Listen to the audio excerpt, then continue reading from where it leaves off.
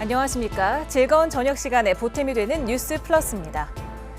대통령실 이전 과정에서 공사비를 부풀린 뒤 금품을 챙긴 혐의로 경호처 간부가 구속됐습니다. 이 간부는 문재인 전 대통령과 박근혜 전 대통령 사저 공사를 지인에게 몰아주고 돈을 뜯어낸 혐의도 있는데요. 잠시 뒤 이슈 플러스에서 짚어봅니다. 먼저 오늘의 주요 뉴스부터 정리해드립니다. 추석 연휴를 하루 앞두고 오후 들어 주요 고속도로 정체가 시작됐습니다. 하행선 열차 예매율도 90%를 넘었고 인천공항도 해외 여행객들로 붐볐습니다. 의사협회가 정부의 태도 변화가 먼저라며 협의체 참여를 거부했습니다. 추석 전 협의체를 출범한다는 계획이 사실상 무산된 건데 여야는 내탁 공방을 벌였습니다. 오늘부터 비응급 경증 환자가 응급실을 찾을 경우 진료비 본인 부담률이 오릅니다. 번역 응급센터를 이용하면 평균 9만 원, 지역 응급센터를 이용할 경우 평균 4만 원가량 오를 전망입니다. 북한이 핵탄두에 쓰이는 고농축 우라늄 제조 시설을 처음으로 공개했습니다. 대선을 앞둔 미국을 향해 핵 능력을 과시하며 존재감을 높이려는 의도로 풀이됩니다. 국내 유명 아이돌의 콘서트 티켓 가격이 웃돈을 얹어 최대 750만 원에 팔리는 것으로 확인됐습니다. 앞으로는 매크로를 이용하지 않은 암표 판매도 최대 징역 3년까지 처벌받게 됩니다. 귀성길이 시작된 가운데 중북부에는 비가 내리고 있습니다. 내일부터는 기온이 점차 오르며 폭염특보가 다시 확대할 가능성이 있습니다.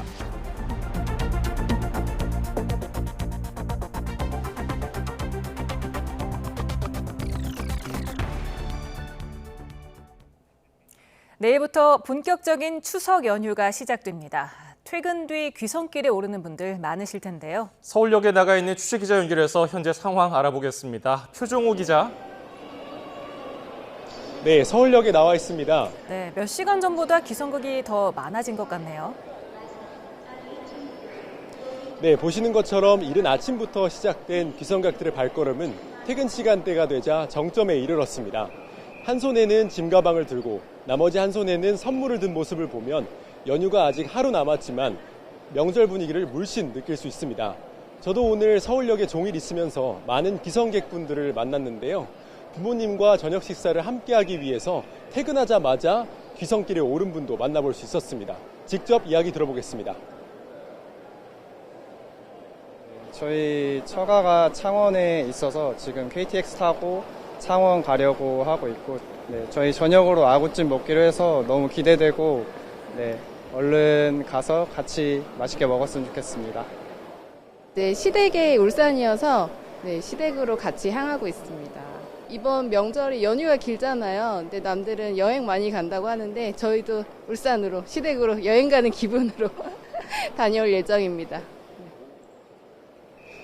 오늘 오후 3시 기준 상행선 열차 예매율은 74.4%로 여유가 있지만 하행선 열차 예매율은 93%로 매진이 가까워 보입니다.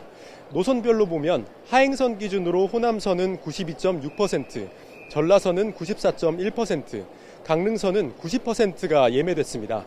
특히 경부선은 96.9%의 예매율을 보여 원하는 시간에 표를 구하기 힘든 상황입니다. 코레일은 귀성길에 오른 시민들을 위해 평소보다 열차 좌석을 늘렸는데요.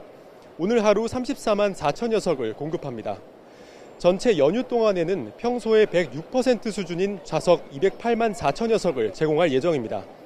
또 오늘부터 엿새간을 특별 수송기간으로 정하고 역사의 안내 인력을 배치해 혼잡을 완화하고 열차 내 불법 행위 단속을 강화할 예정입니다.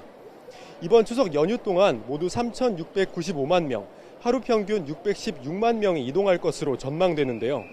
노인 등 교통약자 등이 우선 예매한 좌석이 지난해보다 50%포인트 이상 늘어난 11만 2천여 석에 달해 자녀 얼굴을 보기 위해 역귀성하러 오는 시민도 많을 것으로 보입니다. 아직까진 홈페이지나 애플리케이션은 물론 현장 예매도 가능한 상황인데요. 다만 시간이 지날수록 귀성객들이 늘어날 것으로 보이는 만큼 아직 기차표를 구하지 않으신 분들은 수시로 예매 상황을 확인하시는 것이 좋겠습니다. 지금까지 서울역에서 YTN 표정호입니다. 추석 황금 연휴가 시작되면서 전국 기차역과 버스터미널 또 항구에는 고향을 찾은 귀성객이 몰렸습니다. 먼 거리를 이동했지만 오랜만에 고향을 찾은 귀성객들 표정은 그 어느 때보다도 밝았습니다. 김기수 기자입니다. 대전역으로 들어온 기차에서 귀성객들이 하나둘 내립니다. 저마다 큰 여행 가방에 다른 한 손에는 가족에게 나눠줄 선물이 들려 있습니다. 이곳 대전역에는 설레는 표정으로 고향을 방문하는 귀성객들의 발길이 이어지고 있습니다. 모처럼 아이와 함께 고향을 찾은 시민은 부모님을 뵐 생각에 발걸음이 가볍습니다. 친정집 방문하려고 왔고요. 오랜만에 대전 오니까 설레기도 하고 기분도 좋고 그렇네요. 안녕하세요. 이모랑 응. 할머니랑 보고 싶어요. 부산 종합버스터미널에도 버스를 타고 온 귀성객들이 몰렸습니다. 가족과 나눠 먹을 과일을 보따리에 싸들고 걸음을 옮깁니다. 멀리 떨어져 더 그리웠던 가족과 보낼 시간에 설렘은 배가 됩니다. 휴무가 걸려서 일찍 내려왔고 또 이제 멀리 있다 보니까 가족들이랑 보낼 시간이 잘 없어서 연휴 동안 가족들이랑 시간 잘 보내고. 전국에서 섬지역 귀성객이 가장 많은 전남에도 귀성 행렬이 이어졌습니다.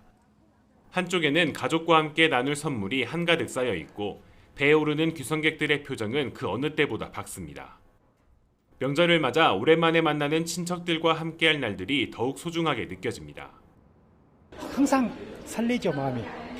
왜 그러냐면은 여태까지는 집에가 없어. 다 객지에서 생활하다가 이번에 지금 처음 조금 오래 있는 기간이. 그리고 항상 명절 때만 내려가니까. 긴 추석 연휴에 일찌감치 고향을 다시 찾은 귀성객들의 마음은 더없이 풍성합니다. YTN 김기수입니다. 연휴를 하루 앞두고 공항 역시 북적이고 있습니다. 오늘 인천공항을 통해서 출국하는 인원만 11만 명을 넘길 전망인데요. 현장에 나가 있는 취재기자 연결합니다. 이현정 기자. 네, 인천국제공항 제1터미널에 나와 있습니다. 네, 공항도 내내 붐비는군요. 네, 저녁 시간이 다가오고 있지만 보시는 것처럼 공항은 여전히 북적거리고 있습니다. 제가 이른 아침부터 이곳을 계속 둘러봤는데요. 가족과 연인, 친구 등 다양한 단위의 여행객을 만나볼 수 있었습니다. 머나먼 미국 로스앤젤레스로 유학 간 친구를 만나러 연차까지 몰아서 쓴 직장인들도 있었는데요. 직접 들어보시겠습니다. 친구 너무 오랜만에 보고 너무 고생해가지고 저희 같이 가가지고 응원해주고 좀 잘 됐으면 좋겠다는 마음인데 설레고 두근거리고 너무 기쁩니다. 상반기 때 조금 바빠가지고 연차를 많이 아껴뒀었는데 그 연차를 지금 하반기에 추석 껴서 길게 낼 수 있어서 지금 너무 행복합니다. 인천공항에서는 오늘 11만 8천여 명이 비행기를 타고 떠납니다. 인천국제공항공사는 이번 추석 연휴 엿새 동안 120만 명이 공항을 이용할 것으로 내다봤는데요. 매일 20만 천여 명이 공항을 찾을 것으로 보여 하루 평균 이용객 수는 역대 추석 연휴 가운데 최다를 기록할 것으로 전망됩니다. 지난해 같은 기간보다 11.6%, 코로나19 팬데믹 이전인 2019년보다는 11.8% 늘어날 걸로 예상됩니다. 최근 일본과 동남아시아로 떠나는 단거리 여행에 대한 수요가 늘어난 영향으로 보이는데요. 실제로 공사가 지난달 진행한 설문조사에서는 이번 연휴에 가장 가고 싶은 여행지로 응답자 31.1%가 일본을, 18%가 베트남을 꼽았습니다. 인천공항 이용객은 연휴 마지막 날인 다음 주 수요일 가장 많을 전망입니다. 떠났던 여행객들이 돌아오면서 이날 하루만 21만 2천여 명이 인천공항을 이용할 것으로 예상되는데요.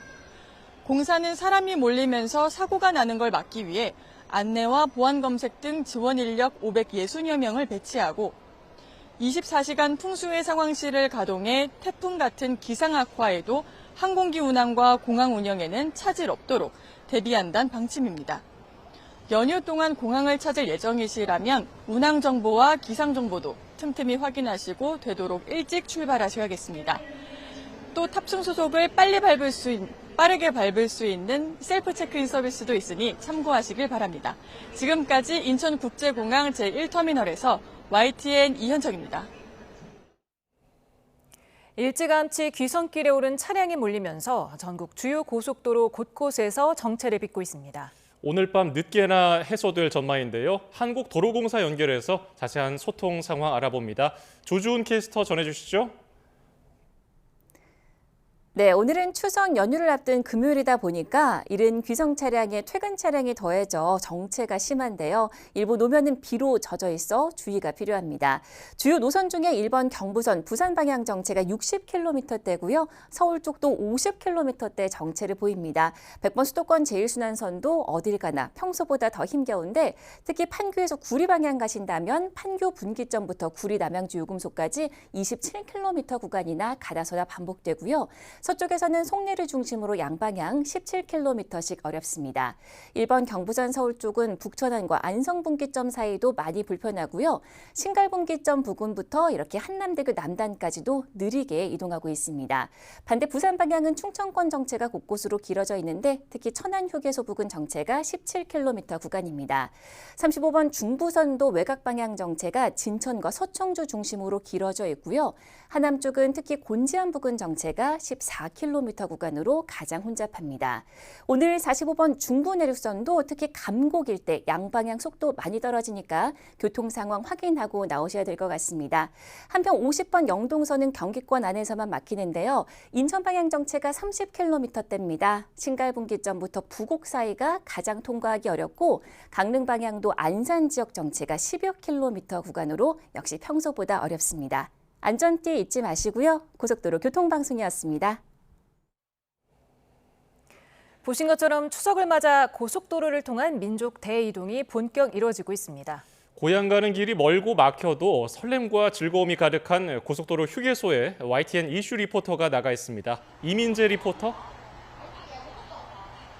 네, 서해안고속도로 목포 방향 화성휴게소에 나와 있습니다. 네, 지금 휴게소 상황 어떤가요? 네, 이제는 퇴근 시간대에 접어들면서 점차 차량 통행률이 높아지고 있습니다. 제가 오늘 오전부터 이곳에서 차량 통행을 좀 살펴봤는데요. 오늘 오전까지만 해도 다소 원활했지만 지금은 이렇게 북적이고 있습니다. 특히 저녁 시간대를 맞이해서 이렇게 옆에 보시는 것처럼 간식 코너와 안에 있는 식당가에는 시민들로 북적이고 있습니다. 특히 또 화장실을 줄 서는 분들도 많습니다. 장시간 운전에 지친 모습이 역력하지만 오랜만에 고향에 가서 가족들을 만난다는 생각에 얼굴에는 미소가 가득합니다. 이처럼 전국 각지에서 모인 사람들로 고속도로 휴게소에서는 명절 분위기를 물씬 느낄 수 있습니다. 그럼 휴게소에서 잠시 휴식을 취하는 시민들의 이야기를 들어보겠습니다. 엄마 아빠랑 같이 캠핑 가고 오랜만에 그리고 거기서 바닷가가 있는데 재밌게 놀려고 즐겁고 행복하고 재밌게 놀려고 가는 거예요. 네, 오랜만에 저희 아이들하고요. 오랜만에 캠핑 가는 거고요. 뭐 비는 오지만 가서 이제 재밌게 텐트 치고 바닷가에서 조개도 캐고 놀고 올 겁니다. 한국도로공사는 이번 추석 연휴 동안 고속도로 통행 차량 수가 평균 591만 대로 예상된다고 밝혔습니다. 이는 평상시 통행 차량 수가 520만 대 안팎인 것과 비교하면 13.7% 더 많은 만큼 많은 혼잡이 예상됩니다. 조금이라도 빨리 고향에 도착해서 반가운 가족들을 만나고 싶은 마음이 굴뚝 같으실 텐데요. 일정에 맞춰서 목적지에 도착하는 것도 좋겠지만 그 무엇보다 중요한 건 안전이겠습니다. 피곤하거나 졸음이 오는 경우에는 꼭 휴게소에 들려서 스트레칭을 하시고 차량 내부를 환기해야 합니다. 휴게소가 너무 붐벼서 이용이 어렵다면 고속도로 곳곳에 마련된 졸음쉼터를 이용하시는 것도 좋을 것 같습니다. 다만 졸음쉼터 진출입 때 사고가 나지 않도록 각별한 주의가 필요하다는 점 잊지 마셔야겠습니다.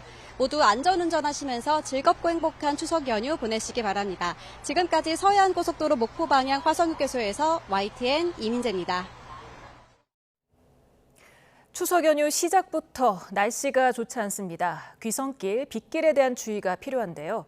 산발적으로 강한 비가 내리는 곳이 있겠고 일부 해상은 파도가 높게 일면서 결항되는 곳도 있을 것으로 보입니다. 추석에는 날씨가 점차 맑아지겠지만 폭염이 다시 심해질 전망입니다. 정혜윤 기자의 보도입니다. 본격적인 추석 연휴가 시작됐지만 하늘빛은 여전히 흐립니다. 다소 이른 귀성길, 비가 이어지며 도로 곳곳은 빗길이 계속됐습니다.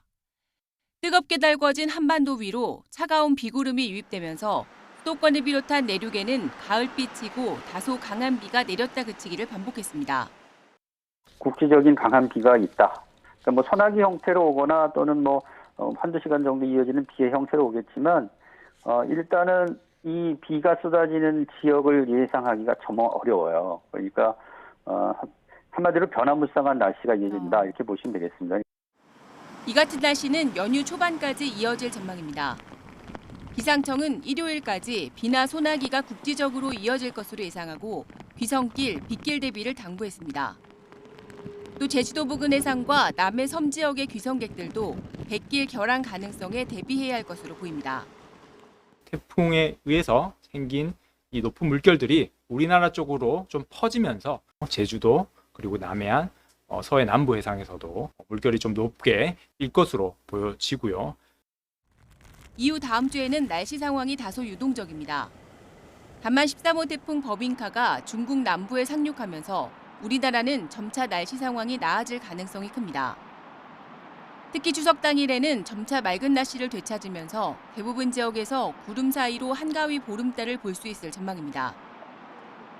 연휴 마지막 날에도 영동 지방을 제외한 전국이 대체로 맑겠지만 폭염이 심해져 특보는 더 확대할 가능성이 있습니다. 또 남해상에서 태풍으로 발달할 수 있는 열대요란이 만들어져 연휴 후반이나 이후 날씨의 변수로 작용할 수도 있어 지속적인 감시와 대비가 필요합니다. YTN 정혜윤입니다. 추석 연휴를 앞두고 울릉도에 300mm가 넘는 물 폭탄이 쏟아지며 피해가 잇따랐습니다. 일부 지역에는 시간당 70mm가 넘는 46년 만에 기록적인 폭우가 쏟아지기도 했는데요. 주민들은 명절을 코앞에 두고 그야말로 날벼락을 맞았습니다. 김근우 기자가 보도합니다. 마을 도로가 마치 하천처럼 변했습니다. 토사는 가게 앞까지 밀어닥쳤고 퍼내도 끝없이 쌓여갑니다. 시커먼 흙탕물은 폭포수처럼 굉음을 내며 도로를 따라 쏟아집니다. 저 차가 주차해놨던 차거든. 옆에 지금 쓸려서 내려온 거야. 진짜요? 이거 자연재해다. 이틀 만에 울릉도에 쏟아진 비는 무려 307mm에 달했습니다.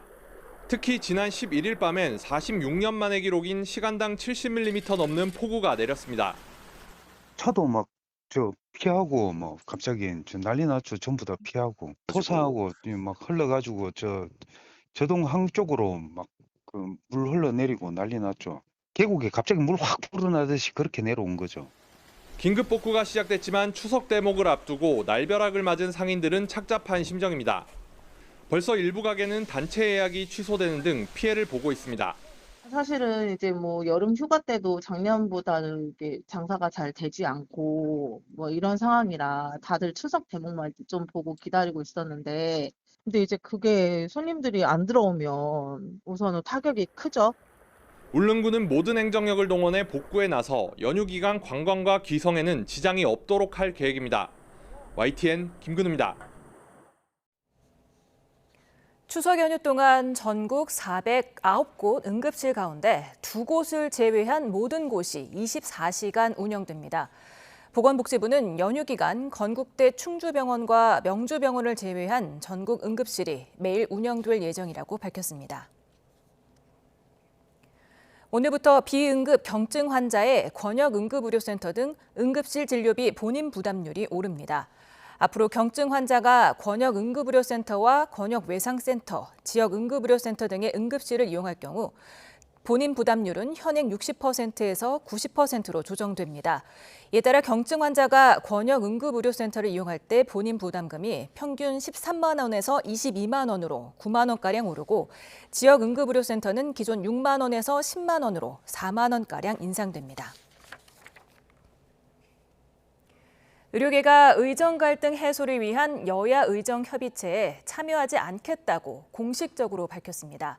대한의사협회는 의여야정협의체 의료계 공동입장 브리핑에서 여야가 태도 변화를 보였지만 정부가 요지부동이라며 협의체 참여는 시기상조라고 강조했습니다. 이어 한덕수 국무총리가 국회에서 의료 공백 사태의 첫 번째 책임은 전공의에게 있다 하고 국민이 죽어나가지 않느냐는 야당 비판을 가짜뉴스라 일축하는 걸 보고 놀라움을 금할 수 없었다고 지적했습니다. 그러면서 의료계와 대화하길 바란다면 정부는 전공의 사직 관련 수사를 중단하는 건 물론 내년도 증원 문제 재논의, 무리한 정책 추진에 대한 사과나 유감 표시 등 전향적인 태도 변화를 보이라고 촉구했습니다. 애초 추석 연휴 전 의정 갈등 해소를 위한 여야 의정 협의체를 출범시키려 했던 집권 여당의 구상이 사실상 불발됐습니다. 대한의사협회 등 의료계가 정부의 태도 변화가 없다며 협의체 참여를 거부한 건데요. 여야 그리고 정부가 엇박자를 내는 탓도 적지 않아 보입니다. 김다영 기자가 보도합니다. 국민의힘 한동훈 대표는 의제 제안이나 전제 조건 없이 일단 모이자며 여야 의정 협의체 참여를 거듭 호소했습니다. 의제는 오직 국민 건강과 생명뿐이라며 자신이 제안한 거니 본인 말만 들으면 된다고 강조했습니다. 정부도 의제를 자신들이 제안하겠다는 건 아닙니다. 이 의제 열고하는 거는 지금 제가 제안한 것이니까 제 말을 들으시면 되지 않겠습니까? 한 대표는 협의체 구성 시한도 미리 정해두고 압박하는 건 도움이 되지 않는 것 같다며 애초 추석 전 목표에서 한 발 물러섰습니다. 하지만 협의체 참여 의사를 내비쳤던 의사단체 한두 곳마저 다시 유보로 입장을 선회했고 대한의사협회 등 주요 단체들도 정부 태도 변화가 먼저란 점을 못 박으며 추석 전 출범은 물 건너가게 됐습니다. 야당도 정부가 바뀌지 않는 한 협조할 수 없다며 부정적인 입장을 분명히 하고 있습니다. 내년도 의대 정원 재논의를 포함해 대통령의 사과 아니면 최소한 책임자 문책이라도 있어야 의료계가 협상장에 나오지 않겠느냐는 겁니다. 국민 생명보다 대통령과 정부의 자존심이 중요하다는 것입니까? 의료계가 참여할 수 있도록 대통령과 정부가 물러서야 합니다. 여당과 정부도 마찰음을 빚고 있습니다. 특히 내년도 의대 증원 문제를 두고 합의점을 찾지 못하고 있는데 정부는 입시 일정을 고려해 2025년도 정원 조정은 불가하고 2026년부터 열린 논의가 가능하다는 입장입니다. 하지만 한동훈 대표는 내년도 증원도 의제로 열어둬야 의료계가 함께 해줄 거라며 정부 측과 충돌을 거듭하고 있습니다. 여야가 각기 다른 목소리를 내는 데다 당정조차 한 목소리를 내는 게 아닌 사실상 자중 질환에 빠졌다는 평가도 나오면서 여야 의정 협의체 구성까진 험로가 예상된다는 분석이 지배적입니다. YTN 김다연입니다. 의료계 집단 행동에 동참하지 않는 의사와 의대생들의 명단을 인터넷상에 올린 작성자에 대해 검찰이 구속영장을 청구했습니다. 의료계 블랙리스트 작성자인 사직 전공의 A씨는 지난 7월 의사 커뮤니티 등에 감사한 의사라는 제목으로 복귀 전공의 등의 개인정보가 담긴 명단을 올린 혐의가 있습니다. 윤석열 대통령의 지지율이 취임 후 최저치를 기록했다는 여론조사 결과가 나왔습니다. 함께 보시죠. 한국갤럽이 지난 10일부터 사흘간 전국 18세 이상 1,002명을 대상으로 조사한 결과 윤 대통령 직무수행 긍정평가는 20%, 부정평가는 70%를 기록했습니다. 긍정평가는 직전 조사인 일주일 전보다 3%포인트 떨어졌고 부정평가는 3%포인트 상승했습니다. 긍정률은 취임 이후 최저치이고 부정률은 취임 후 최고치입니다. 긍정평가 이유로 가장 많이 꼽은 건 외교였고 이어 의대 정원 확대와 전반적으로 잘한다 순이었습니다. 부정평가 이유로 가장 많이 꼽힌 건 의대 정원 확대로 2주 연속 부정평가 이유 최상위로 꼽혔습니다. 정당 지지도는 국민의힘이 직전 조사보다 3%포인트 떨어진 28%였는데 이는 현 정부 출범 이후 최저치입니다. 더불어민주당은 33%로 1%포인트 상승했고 조국혁신당은 8%, 개혁신당은 2%였습니다. 만약 미국 대통령 선거에 투표한다면 해리스와 트럼프 중 누구를 택할 것인지 물은 결과 한국인의 71%가 해리스, 16%가 트럼프를 지지했습니다. 자세한 내용은 한국갤럽 홈페이지를 참조하면 됩니다. 도이치모터스 주가 조작 사건 항소심에서 전주의 방조 혐의가 유죄로 인정되면서 김건희 여사 수사가 새 국면에 접어들었습니다.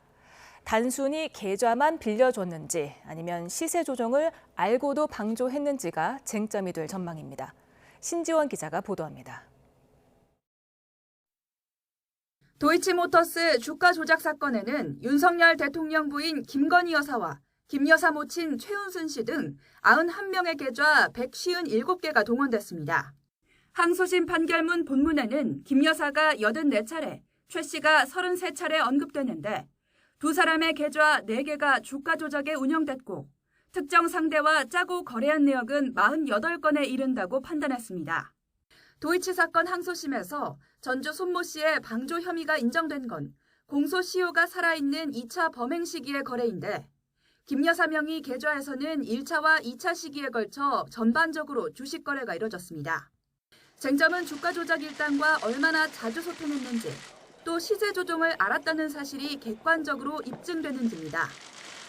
항소심 재판부는 전주 손 씨가 이른바 주포 등 세력과 직접 연락을 주고받은 점과 금전적 손실 이후 주포 김 씨를 심하게 탓한 사실을 토대로 방조 혐의를 인정했습니다. 반면 김 여사의 경우 거래 시기에 증권사 직원과 통화한 적은 있지만 주가 조작 세력과 직접 연락을 주고받았다는 증거는 확인되지 않았습니다.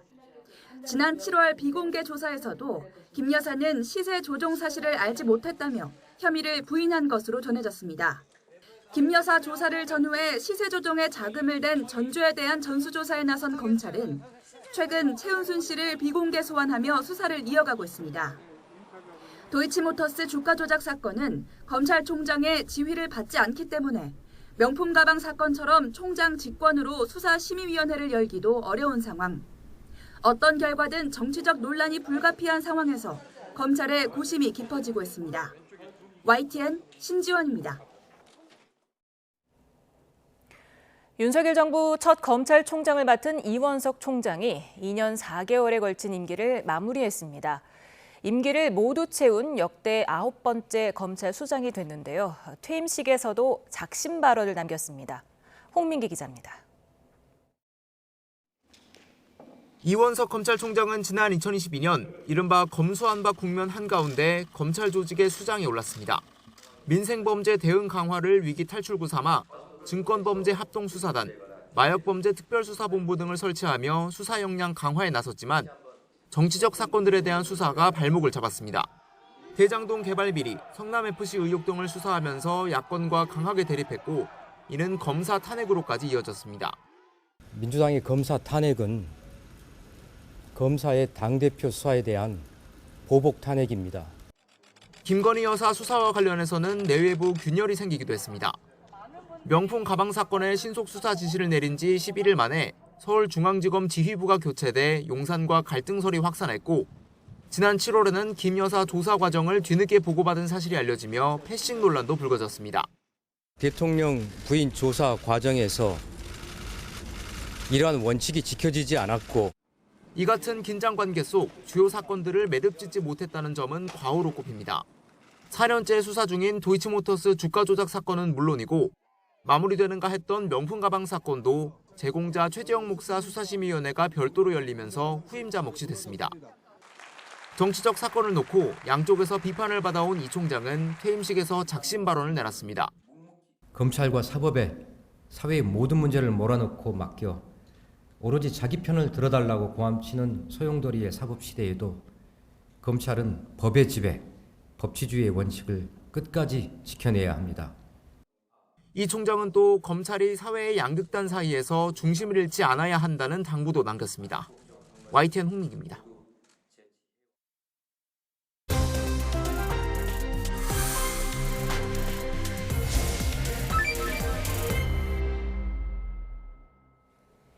감사원의 감사 결과 대통령 집무실과 관저 공사 과정에서 위법 사례가 있었던 것으로 드러났습니다.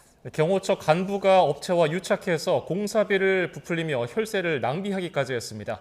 관련 내용을 김성수 변호사와 짚어봅니다. 어서 오세요. 안녕하세요. 네, 지금 그 경호처 간부가 구속이 됐습니다. 대체 혈세가 얼마나 낭비됐습니까?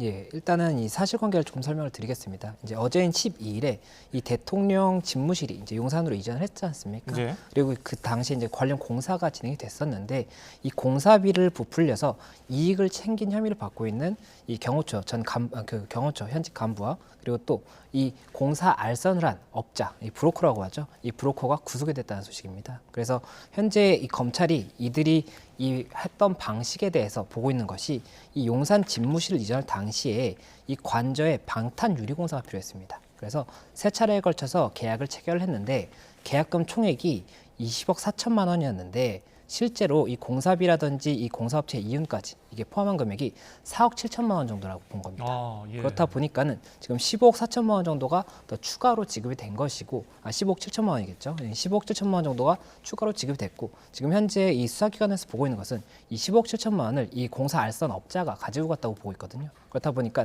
이에 관해서 뭐 사기 등 혐의로 일단 구속됐다는 그런 소식입니다. 예. 지금 알려진 바대로라면은 경호처 간부가 자신이 친분이 있던 브로커에게 문재인 전 대통령 사저 또 박근혜 전 대통령 사저 공사도 몰아줬다고 하는데 여기에서도 금품 거래가 있는 것으로 드러났습니까? 예, 현재 지금 영장에 적시된 내용을 살펴보면 이 두 사람이 지금 같이 공범인 것처럼 적시는 돼 있는데 그 기간이 조금 다른 것 같습니다. 아마 그 증명의 문제 때문에 일단은 일부 부분에 대해서만 영장에 적시한 것 같은데 말씀드렸던 것처럼 지금 이 15억 7천만 원을 편취한 혐의가 있지 않습니까? 이 부분 같은 경우에 이제 공사 알선 업자에 대한 혐의로 영장에 적시가 된 부분이었고 이 경호처 직원에 대해서는 이 기간을 조금 더 길게 봤습니다. 그래서 2021년 8월부터 2023년 3월까지 방금 말씀하셨던 뭐 문재인 전 대통령의 양산 사저공사라든지 박근혜 전 대통령의 사저공사 그리고 또 이번 대통령실 용산 이전 관련 공사에 있어서 이분 공사를 이 알선업자에게 몰아주고 그리고 이 대가로 공사 대금 중에 1억 원을 편취한 혐의를 지금 받고 있고 또 1억 8천만 원을 갈취한 혐의도 있습니다. 그리고 또 이 공사를 실제 시행했던 업자로부터도 7천만 원 정도를 뇌물로 수수하고 또 1,600만 원을 뇌물로 추가로 받기로 약속했다는 그런 혐의까지도 지금 보고 있는 겁니다. 그렇다 보니까 지금 현재 여러 가지 죄명으로 영장이 신청이 됐었고 발부가 되다 보니까는 어느 정도의 증거가 확보된 것이 아니냐 이렇게 좀 추측이 나올 수 있는 것 같습니다. 그러니까 16억 가까이 국고 손실이 난 거는 어떻게 회수를 해야 합니까? 그 부분 관련해서는 만약에 범죄로 인해서 이득을 취했다라고 한다면 이 추징 보전이 가능하지 않습니까? 추징 보전을 하고 이 선고 결과에 따라서 추징을 할 수가 있을 것이기 때문에 추징의 가능성이 있습니다. 다만 만약에라도 이 자들이 이미 재산이 없는 상태라고 한다면 추징 보전할 그 재산마저도 없는 상태라고 한다면 실제 추징이 이루어지지 않을 수가 있기 때문에 그 부분에 대해서는 조금 염려가 있는 것 같습니다. 그러면 지금 구속된 경호처 간부 그리고 알선업자에게는 어떤 혐의가 적용되고 이러면은 처벌 수위가 어느 정도 됩니까? 예, 현재 지금 말씀드렸던 것처럼 영장에 적시된 내용과 아마 기소될 때의 죄명은 조금 달라질 수가 있습니다. 왜냐하면 지금 구속이 됐으면 검찰 단계에서 구속이 됐기 때문에 최장 20일까지 구속 기간이 이제 연장을 할 수가 있고 그러면 통상적으로는 이 20일 내에 수사를 한 다음에 기소를 하게 됩니다. 그러면 이 과정에서 지금 검찰에서는 범죄 사실을 추가적으로 특정할 수 있는 부분을 특정을 할 것이고 그리고 나중에 이 특정된 사실관계를 기준으로 해서 죄명을 다시 한번 붙일 겁니다. 그런데 다만 지금 현재 영장에 적시됐던 것을 설명을 드리면 영장에서는 이 경호처 지금 간부 같은 경우에는 제3자 뇌물수수 그리고 특가법상의 뇌물, 사기, 공갈 혐의를 일단 보고 있었던 것이고 이 공사 알선 업자의 경우에는 사기 혐의를 봤었거든요. 그렇다 보니까 이 부분 관련해서는 아무래도 그대로 만약에 범죄 사실이 적용된다라고 한다면 범죄 혐의도 그대로 올라갈 수도 있기 때문에 이 부분으로 올라갈 수도 있고 만약에라도 이 특정하는 과정에서 이 죄명보다는 다른 죄명이 맞겠다 이렇게 해서 죄명이 변경된다든지 아니면 뭐 추가적인 지금 또 범죄 사실이 나올 수도 있거든요. 그렇다고 한다면 추가적인 범죄 사실까지도 추가 죄명으로 이제 또 붙을 수가 있기 때문에 이런 부분에 대해서는 봐야 될 것 같습니다. 지금 참여연대가 2022년 10월에 대통령실 이전으로 재정이 낭비됐다. 그리고 특정 업체에 특혜를 줬다. 이렇게 주장을 하면서 국민감사를 감사원에 청구를 했고요. 감사원이 그해 12월에 감사에 착수한 뒤에 7차례에 걸쳐서 감사를 연장하면서 지금 1년 8개월 만에 결과를 발표했습니다. 보통 이 정도 걸립니까?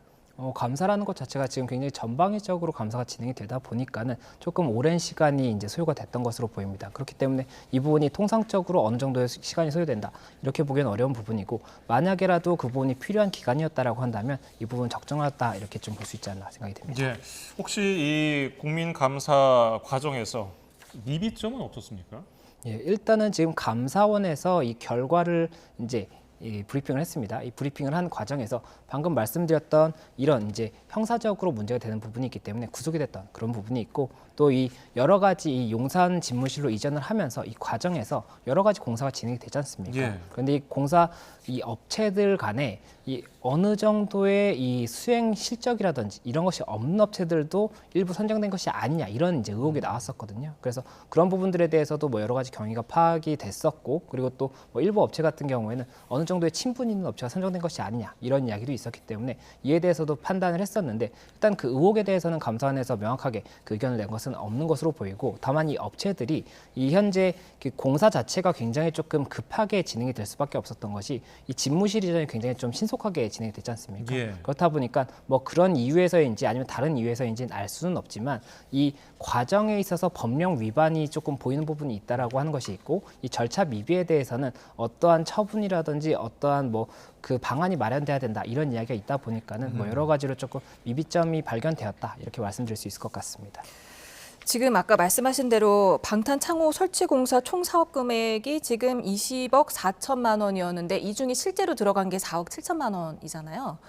지금 거의 4배 넘게 부풀렸는데 이게 지금 안 걸릴 거라고 생각을 했는지도 의문이고, 이게 지금 대통상 이윤에서 벗어난다는 증거가 없다, 이런 얘기를 했는데 이게 지금 통상적인 이윤이 이 정도 된다는 겁니까? 어떻게 봐야 될까요? 이 부분이 저도 조금 이제 법리적으로 쟁점이 될 수 있다라고 생각했던 부분이, 이 공사를 하면서 이 공사의 원가라는 것이 있지 않습니까? 실제 소요되는 비용이 있을 것이고, 거기에다가 이제 이윤을 붙이는 부분이 있을 것인데, 그 이윤을 정하는 것은 사실 어느 정도의 자유성이 있다라고 볼 수가 있습니다. 만약에 이게 1,000만 원짜리 공사인데 내가 이윤을 1,000만 원 붙여서 2,000만 원에 한다고 하더라도 계약 당사자 간의 합의가 있다라고 한다면 그 부분이 어떠한 형사적인 문제가 되기는 어려울 수가 있거든요. 그런데 다만 이 부분에 관해서 뭐 어떠한 특정 내용을 이렇게 금액이 발생합니다라고 했는데 그 금액 자체가 1,000만 원이 드는 것인데 2,000만 원으로 허위 기재를 했다라고 한다면 문제가 될 수가 있는 것이고, 또 그리고 지금 현재 검찰에서 보고 있는 부분은 이 4억 7천만 원이 이윤까지 포함된 실제 공사 업체의 금액인데,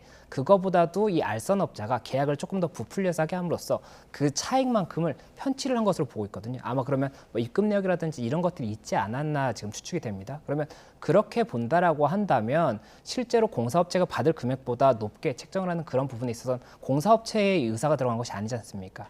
그렇기 때문에 그런 부분들에 대해서 일단은 사기 혐의를 보고 있는 것이 아닌가 생각이 되고, 다만 법적으로 쟁점이 될 수가 있는 부분이 이 이윤에 대해서는 어느 정도의 자율성이 있는 것이 아니냐, 이 부분이 이제 좀 쟁점이 될 수가 있고, 그래서 현재 지금 구속은 됐지만 이게 유죄라고 단정할 수는 없는 거지 않습니까? 재판에 가서 정말로 확정이 될 때까지는 유죄라고 단정할 수가 없는 거기 때문에 이에 관해서도 여러 가지 법리적인 쟁점이 있지 않을까 싶고, 사실관계 특정에 대해서도 재판에서는 당연히 이제 다툼이 될 것이고, 사실관계가 특정된다고 하더라도 이 부분 뭐 이윤이라든지 이런 것들이 법리적으로 유죄의 선고가 될 수 있느냐도 다툴 수가 있기 때문에 이 재판 결과는 또 추가적으로 지켜봐야 될 것 같습니다. 예. 그런가 하면은 실내 인테리어를 담당한 업체가 김건희 여사가 운영했던 코마라 콘텐츠를 후원했던 업체거든요. 그래서 이게 특혜라는 이런 의혹도 있는데 이 부분은 어떻게 보고 계십니까? 예, 말씀하셨던 것처럼 그 부분에 대해서도 이제 의혹이 나왔었습니다. 이 21g이라는 이 업체인데 이 인테리어 공사를 진행을 했었고, 이 업체 자체가 이 김건희 여사가 운영했던 이 코바나 콘텐츠가 전시회를 할 당시에 후원 명단에 올라가 있던 업체이다 보니까 예. 이 친분에 의해서 이 공사가 선정된 것이 아니냐, 이런 이야기가 있었던 부분이 있었습니다. 그런데 지금 현재 감사원에서 그 부분에 관해서는 어떠한 뭐 혐의점이 있다라고 이제 발표한 것은 아닌 것 같습니다. 다만 방금 말씀드렸던 것처럼 21g 자체가 이 공사를 진행함에 있어서 이 하도급을 주게 되면 이 하도급에 대해서는 이 공사를 한 발주처, 이 발주처가 경호처라든지 뭐 비서실이라든지 있지 않습니까? 예. 그러면 이 발주처와 이 협의를 해야 되는 부분이 있을 수가 있는데, 그 부분에 대해서 제대로 하지 않음으로써 법령 위반으로 보이는 부분이 있다는 거죠. 그러니까 절차가 미비했다, 이렇게 보이는 부분이 있기 때문에 그런 부분들에 대해서는 어떠한 조치가 필요하다, 이런 지금 감사원의 의견이 있기 때문에 추가적인 조치가 있지 않을까 생각이 듭니다. 네, 지금 사업 계획부터 뭐 계약, 시공, 뭐 준공에 이르기까지 여러 법 위반 사례가 발견이 됐는데 이에 대한 감사원의 처분 수위가 좀 논란이 되고 있는 것 같습니다. 일단 감사를 청구한 참여연대는 봐주기 감사다, 이렇게 비판을 하고 있는데요. 일단 감사원이 결과가 나왔고 어떠한 처분을 할지에 대해서는 아직 명확하지 않은 부분도 있는 것 같습니다. 그렇기 때문에 이 부분 처분에 대해서도 조금 더 지켜본 다음에 이게 종국적인 처분이라고 한다면, 그리고 그게 뭐 미비한 부분이 있다라고 한다면 이에 대해서는 어떠한 의견이 나눠져야 되겠지만, 그렇지 않다라고 한다면 아직까지는 이것이 종국적인 처분인지 조금 더 지켜봐야 되는 것이 아닌가 생각이 됩니다. 예. 어쨌든 감사원 감사 결과 이런 결과가 나온 이상 재발 방지책, 뭐 이상한 부분에 대해서는 어쨌든 다시 이런 일이 발생하지 않도록 보완해야 된다는 목소리가 높더라고요. 예, 맞습니다. 이게 결국에는 경호처라든지 어쨌든 국가에서 이 공사를 발주를 하고 진행했던 부분인데 이 법적인 위반 부분이 발생했다는 것 자체가 이 법을 지키는 것에 있어서 조금 더 경각심을 가져야 된다는 그런 부분이라고 볼 수가 있지 않습니까? 예. 그렇다 보니까 이번에 이 적발된 부분들에 대해서 왜 지키지 못했는지 그리고 지키지 못한 것에 대해서 어떠한 처분이나 처벌이 가능할지 이런 부분을 조금 더 상세히 이제 따져봐서 이 국가에서 하는 이런 공사뿐만이 아니라 이 개인 간의 공사에 있어서도 이런 부분이 더 철저하게 지켜질 수 있도록 이 부분에 대해서는 조금 여러 가지로 좋은 예시로 삼아서라도 더 많이 보면 좋을 것 같습니다. 네, 다음 주제로 넘어가 보겠습니다. 청담동 술자리 의혹을 제기했던 김의겸 전 의원 그리고 강진구도 탐사 전 대표가 지금 기소가 됐습니다. 지금 경찰이 송치한 지 11개월 만인데요. 좀 오래 걸린 편입니까? 예, 일단은 검찰에서 11개월 정도 이제 수사를 하고 결론을 냈다라고 볼 수가 있는 것인데 이 부분에 대해서도 일단 검찰에서 이야기하고 있는 것은 뭐 관련자들이라든지 추가적으로 확인할 부분이 많았다. 지금 이렇게 이야기를 하고 있기 때문에 그 부분에 대해서 어느 정도의 적정성이 있는지는 봐야 될 것 같습니다. 그리고 아마 지금 이게 2022년 10월에 이제 국회 국정감사 그리고 그 다음에 당일에 있었던 유튜브의 내용 이런 것들이 이제 쟁점이 됐던 부분인데 여기서 뭐 녹취록이라든지 이런 것들이 공개가 됐었습니다. 그리고 이 녹취록에 이제 당사자로 나왔던 이 사람들에 대해서도 참고인 조사가 필요한 부분이 있을 것이고 또 그리고 뭐 여러 가지 위치 추적이나 이런 것들도 있었다고 하거든요. 그렇다 보니까는 이에 대해서 검찰에서 그런 자료를 받느라 이 조금의 시간이 걸렸다라고 한다면은 이게 적정하다라고 볼 수가 있는 것이고 만약에 그런 부분이 없는데도 조금 시간이 오래 소요됐다라고 볼 수 있는 부분이 있다라고 한다면 그 소요된 것이 오래된 것에 대해서는 뭐 여러 가지 의견이 나올 수 있지 않을까 생각이 듭니다. 예, 결국 기소됐으니까 재판에서 가장 중요한 쟁점은 허위 사실 여부일 텐데 검찰은 어떤 점을 입증해야 될까요? 예, 일단 이게 지금 현재 죄명은 이 정보통신망법상의 허위 사실 적시 명예훼손입니다. 예. 그렇기 때문에 이 쟁점이 될 수 있는 것이 그렇다면 이게 허위 사실이냐에 대해서 일단 다툼이 있을 수가 있을 것이고 이 명예훼손, 허위 사실 적시 명예훼손 같은 경우에 내가 허위 사실이라는 걸 몰라서 고의가 없었다라고 한다든지 아니면은 이게 사실인데 사실이라고 봤었고 그리고 이게 공익성이 있다라고 한다면 사실 적시 명예훼손도 처벌이 안 되는 부분이 있습니다. 그래서 예. 이런 부분들에 대해서 주장이 있을 수가 있을 것 같습니다. 내가 이런 부분이 있기 때문에 사실로 믿었다. 이런 부분이 있을 수가 있고 또 이제 김의겸 전 의원 같은 경우에는 당시 국회의원이었거든요. 그리고 국회의원은 이 헌법상의 면책특권이 있기 때문에 만약에라도 직무상의 발언이라고 한다면은 이 부분은 이제 불기소가 돼야 됩니다. 예. 그래서 실제로도 이 국정감사 과정에서 이야기한 부분은 불기소가 된 것으로 지금 현재 알려져 있는데 이 협업했다는 부분에 대해서 지금 거의 공동정범으로 해서 기소가 된 것이거든요. 그래서 만약에 이 공동정범으로 기소가 됐다고 하더라도 혹시나 면책특권의 대상이 되는 것은 아닌지 뭐 이런 부분까지도 법적인 쟁점은 되지 않을까 생각이 되는 부분이 있어서 일단은 재판 과정에 있어서는 범죄 사실을 특정을 하고 그 범죄 사실에 맞춰서 이 부분이 이제 이 죄가 되는지 이 적용 부분이 이제 쟁점이 될 것이어서 여러 가지 뭐 증인 신문이라든지 이런 것들이 예상되지 않나 생각이 듭니다. 이 사건의 시발점이 된 게 사실 한 첼리스트의 거짓말이지 않습니까? 그런데 이 첼리스트는 또 전파 가능성이 없다고 판단이 돼서 무혐의 처분을 받았다면서요? 예, 지금 이 첼리스트의 녹취록이 공개가 되면서 국정감사 당시에도 이제 많이 관심을 받았었고 뭐 추가적으로 이 첼리스트의 말이 사실이라는 걸 전제로 해서 보도가 됐던 겁니다. 그런데 현재 이 첼리스트의 이제 이야기는 이 본인이 했던 이 녹취가 본인의 전 연인, 이 첼리스트의 전 연인과 나눴던 대화가 녹취가 된 것이고 당시에 이 전 연인과 어떠한 조금 그 다른 목적을 통해서 어떤 다른 목적을 위해서 이 부분 거짓말을 했던 것인데 이것이 타에 이렇게 전파가 돼서 이렇게 크게 문제가 될 것을 몰랐다 이렇게 이야기를 하고 있거든요. 예. 그렇다 보니까 이 명예훼손이라는 것이 뭐 허위 사실 적시 명예훼손이든 아니면 사실 적시 명예훼손이든 이 전파성 이게 어떻게 퍼질 것이다라는 거를 기대하기 어려운 경우에는 명예훼손이 성립되지가 않는다는 그 법리가 있기 때문에 그 부분에 대해서 일단은 그 아무래도 퍼질 것을 기대하기 어려웠다라고 봐서 무혐의가 나온 것이 아닌가 생각이 듭니다. 예. 한동훈 대표는 당사자인데 김 전 의원 그리고 더 탐사를 상대로 10억 원의 손해배상 소송을 제기했단 말이죠. 오는 10월 16일 얼마 남지 않았군요. 1심 선고가 될 예정인데 법원은 어느 판결을 내릴 거라고 보십니까? 예, 일단은 법원에서도 뭐 여러 가지 사실관계에 대해서 고심을 할 것 같고 이게 허위 사실인지 여부에 대해서도 일단은 판단을 해야 될 것이고 만약에 허위 사실이 맞다라고 한다면 이 부분에 대해서 일단 위자료 청구가 대부분이거든요. 이 손해배상 예. 청구는 내가 이런 정신적인 피해를 입었다라든지 그런 부분이 있을 것이기 때문에 그 청구 금액의 적정성에 대해서도 판단을 할 겁니다. 만약에라도 이 부분이 한 2억, 3억이 인정돼야 되는데 10억 청구가 있었다라고 한다면 일부 승소의 판단을 해야 될 수가 있거든요. 그렇다 보니까 일단은 범죄 사실상의 이 청구가 적정한가를 봐야 되고 금액의 적정성까지도 봐야 되기 때문에 여러 가지 가능성이 있다 이렇게 볼 수 있을 것 같습니다. 네, 또 마지막 사건 짚어보겠습니다.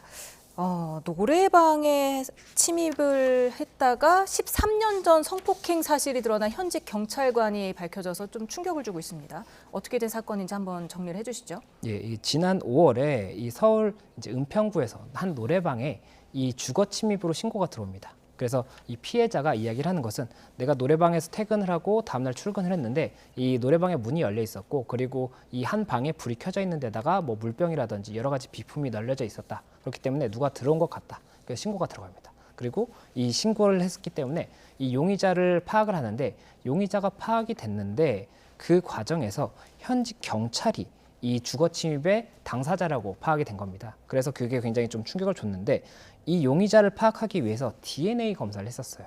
이 당시에 여기 이제 뭐 채모라든지 이런 거 있으면 DNA 검사를 할 수가 있지 않습니까? 예. 그래서 DNA를 검사를 했는데 이 DNA가 2011년에 미제 사건, 그러니까 그 범인을 잡지 못해서 미제로 남아있던 성폭행 사건의 DNA와 일치하다는 것이 이제 확인이 돼 있는 상태였는데 예. 그런데 이 무단 침입 혐의의 당사자가 이 현직 경찰인 게 확인이 되다 보니까는 그렇다면 결국엔 2011년 미제 성폭행 사건의 이 당사자도 현직 경찰, 그 해당 경찰이랄 수가 있기 때문에 이에 대해서 여러 가지 충격을 주고 있다는 그런 소식입니다. 예. 수사 과정에서 DNA를 활용하는 게 뭐 최근에 나온 기법도 아니고요. 몇십 년이 넘는 시간 동안 잡지 못했을지 의문이거든요. 어떻게 예. 보십니까? 이게 DNA가 현장에서 확보가 된다고 하더라도 저희가 뭐 주민등록을 이제 뭐 등록을 하고 되면 지문을 찍기는 하잖아요. 그런데 예. DNA를 따로 확보하지 않지 않습니까? 그러니까 온 국민의 DNA를 다 가지고 있는 것이 아니라 수사기관에서도 재범의 위험성이 있는 당사자라든지 이런 경우에 DNA를 가지고 있고 이게 추가 이제 새로운 현장에서 DNA가 확보됐는데 이전 이런 범행을 했던 사람과 동일하다라고 한다면 이제 피의자를 특정하기가 쉽겠지만 그렇군요. 지금 같은 경우에는 이 현직 경찰의 DNA가 확보가 되지 않다 보니까는 2011년 사건이 미제로 남아 있었고 근데 이번에 이 우연한 계기로 이 부분이 확보가 됐었기 때문에 이렇게 조금 검거가 됐다 이렇게 말씀드릴 수 있을 것 같습니다. 이 경찰은 근데 왜 노래방에 무단으로 들어간 거고 그 안에서 무슨 짓을 했길래 이렇게 DNA가 담았던 거지. 사실 노래방 안에는 정말 많은 사람이 이용하기 때문에 뭐 DNA가 채모 같은 경우는 되게 많이 검출되지 않습니까? 어떻게 특정을 할 수 있었는지도 궁금한데요.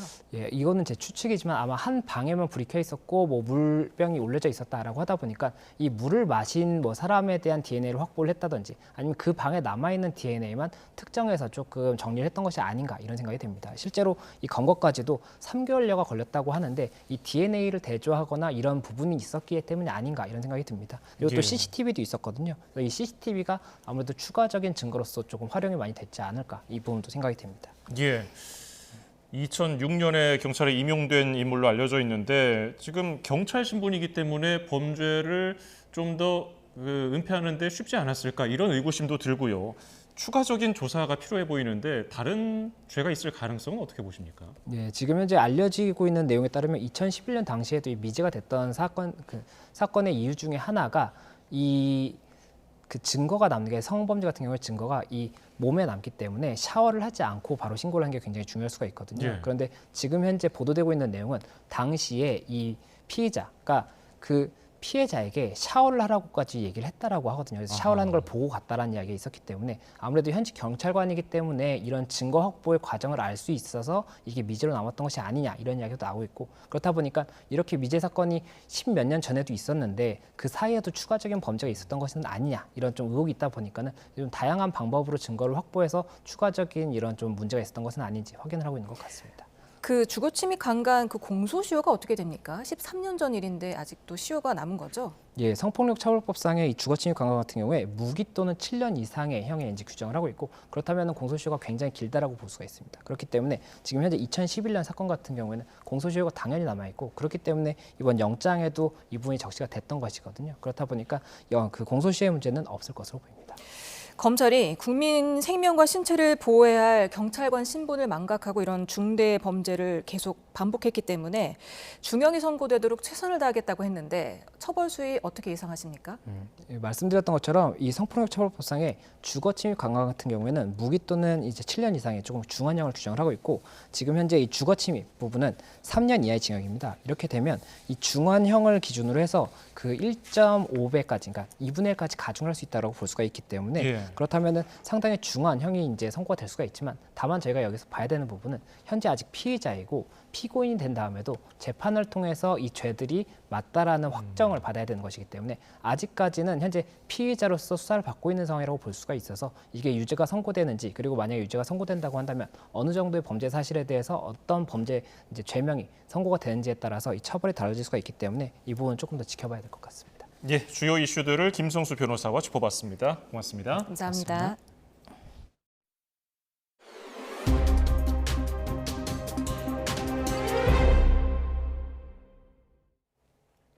북한 매체가 김정은 국무위원장이 우라늄 농축 시설을 현지 지도하면서 핵물질 생산에 총력을 다하라고 지시했다고 보도했습니다. 북한이 우라늄 농축 시설을 공개한 건 처음인데요. 일단 미국 대선에 개입하려는 의도라는 분석이 나옵니다. 이종원 기자입니다. 비교적 최신 시설로 보이는 공간에 원심 분리기들이 빼곡히 들어차 있습니다. 북한이 처음으로 공개한 우라늄 농축 시설로 매체들은 김정은 국무위원장이 현지 지도에 나섰다고 전했습니다. 구체적인 시설 위치는 밝히지 않았지만 영변 핵시설이나 평양 인근 강선 단지로 추정됩니다. 김 위원장은 현장을 둘러본 뒤 보기만 해도 힘이 난다며 전술 핵무기 제작에 필요한 핵물질 생산에 총력을 집중해달라고 독려했습니다. 핵탄 생산 및 현행 핵물질 생산 실태를 의뢰하시고 무기급 핵물질 생산을 늘리기 위한 전망 계획에 대한 중요 과업을 제시하셨습니다. 우라늄 농축시설은 핵탄두 제조에 사용되는 고농축 우라늄을 생산하는 곳입니다. 북한은 영변 원자로에서 소량으로 생산하는 플루토늄보다 은밀하게 대량으로 만들 수 있는 우라늄에 대한 의존도가 더 높은 것으로 전해졌습니다. 고농축 우라늄의 경우에는 이 원심 분리기를 통해서 1년 365일 계속 이 원심 분리를 통해서 농축을 하면서 안정적으로 생산할 수 있기 때문에 전문가들은 북한의 우라늄 농축시설 공개가 대선을 앞둔 미국을 겨냥했을 가능성이 큰 것으로 보고 있습니다. 다만 7차 핵실험을 위한 준비 카드로 보긴 어렵다는 관측도 나옵니다.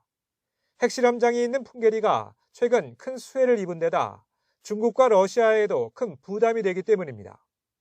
러시아는 우크라이나 전쟁에 북한이 여러모로 지원하는 것이 절실한 상황인데 핵실험을 할 경우에는 대북 제재가 강화되고 유엔 입지가 약화되는 상황이 발생할 수 있고 또 중국 역시도 최근에 관계가 좀 소원한데 더욱 악화될 가능성이 있겠죠. 정부는 북한의 핵 보유를 절대 용인하지 않을 것을 분명히 인식해야 할 것이라며 어떠한 핵 위협이나 도발도 우리 정부와 군의 압도적이고 강력한 대응에 직면하게 될 것이라고 엄중 경고했습니다. YTN 이종원입니다.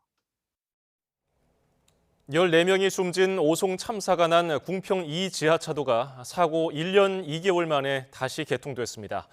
안전시설 보강 작업으로 4개 차로 가운데 2개 차로만 부분 개통했는데 다음 달 말쯤 전면 개통될 것으로 보입니다. 이성우 기자입니다. 차량이 지하차도 양 방향을 통과하고 있습니다. 지난해 7월 14명의 희생자가 발생한 오송 궁평이 지하차도입니다. 참사 이후 통행이 통제됐던 지하차도가 1년 2개월 만에 다시 개통한 겁니다. 참사 이전 하루 최대 3만 대의 차량이 통행했는데 참사 이후 통제되면서 의외로 차량 정체가 심각했습니다. 때문에 최근 1년간 국민신문고에 제기된 통행 불편 민원만 230여 건에 이른다고 충청북도는 설명했습니다. 결국 도로 이용객들의 불편 해소를 위해 부분 재개통을 결정했습니다. 장기간 통제에 따른 도로 이용객들의 고충 해소 필요성을 모두 고려하여 비상대피 시설 설치 공사 중 부분 재개통을 하기로. 애초 궁평이 지하차도는 참사 1주기를 앞둔 지난 6월 말 재개통 예정이었지만 안전상의 우려가 잇따라 제기되면서 개통이 잠정 연기됐습니다. 지금도 안전설비 공사가 진행 중이어서 전면 개통이 아닌 4차로 가운데 2차로만 부분 개통한 겁니다. 안전시설은 최대 50m 간격으로 설치된 비상 사다리의 경우 12.5m 간격으로 조정되고 터널 내 12개에 그쳤던 순환 인명 구조함도 14개를 추가할 예정입니다. 어린아이의 팔이 닿지 않는 높이에 설치됐다고 지적받은 2단의 핸드레일은 최대 11단으로 설치됩니다. 나이 드신 분들까지 편하게 다 잡을 수 있는 그런 구조로 지금 두 줄이지만 그 사이에 30cm 간격, 60cm 간격 이렇게 해가지고 터널 내에서는 6칸. 충청북도는 안전시설 보강 공사를 거친 뒤 다음 달 말에 지하차도를 전면 재개통할 예정입니다. YTN 이서우입니다.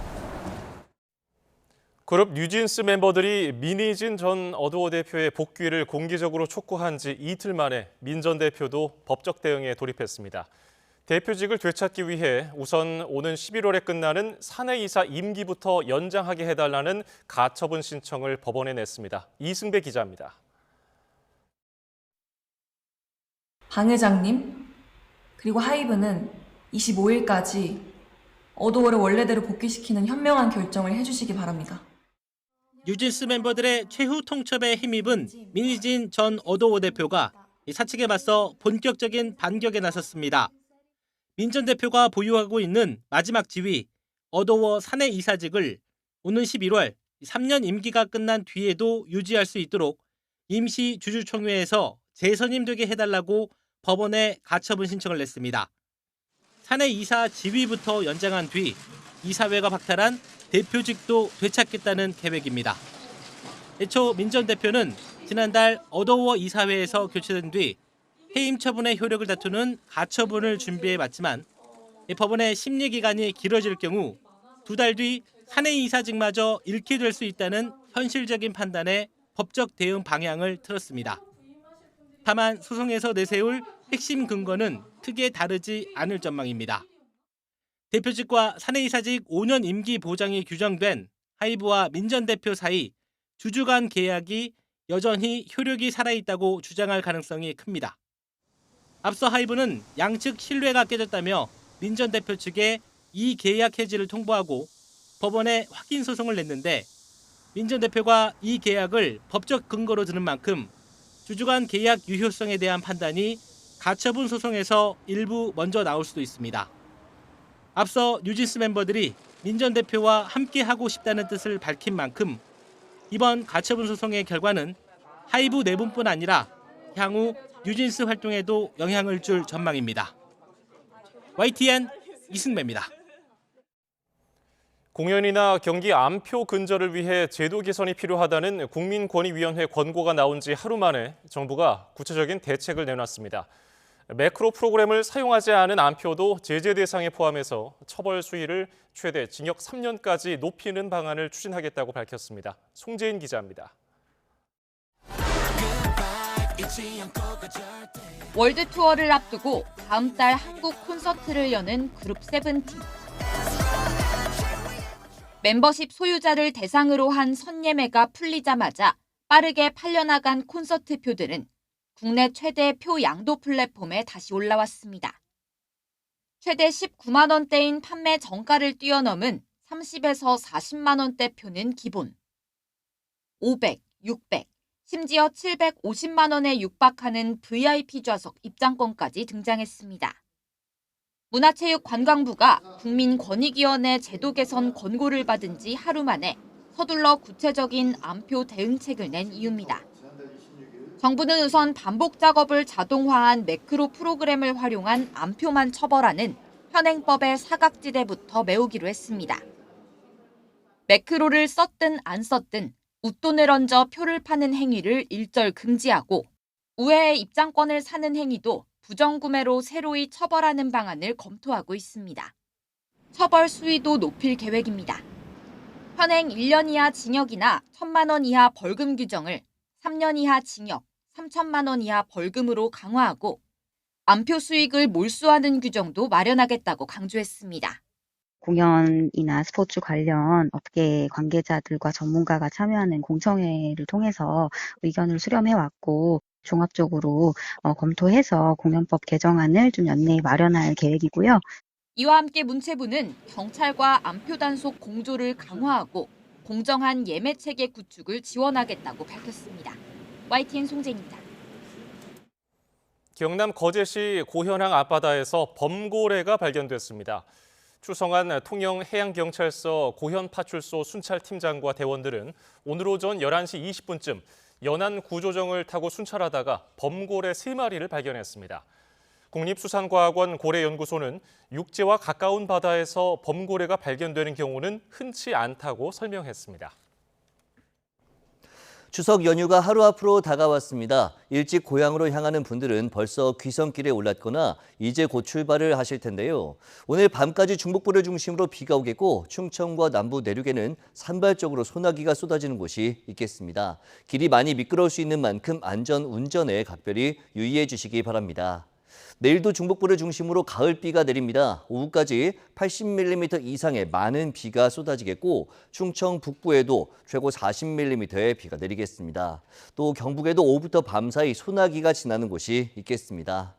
오늘 밤사이 25도 이상을 유지하며 열대야가 나타나는 곳이 많겠습니다. 내일 낮에는 서울 기온이 30도, 대전 32도, 광주 34도, 대구 35도까지 오르는 등 수도권도 다시 늦더위의 기세가 강해지겠고 남부지방에서는 폭염이 계속 기승을 부리겠습니다. 추석 연휴 내내 늦더위가 이어지는 가운데 소나기가 자주 내리겠고 모레부터 글피 사이에는 동해안과 제주도에 비가 내릴 전망입니다. 날씨 정보였습니다.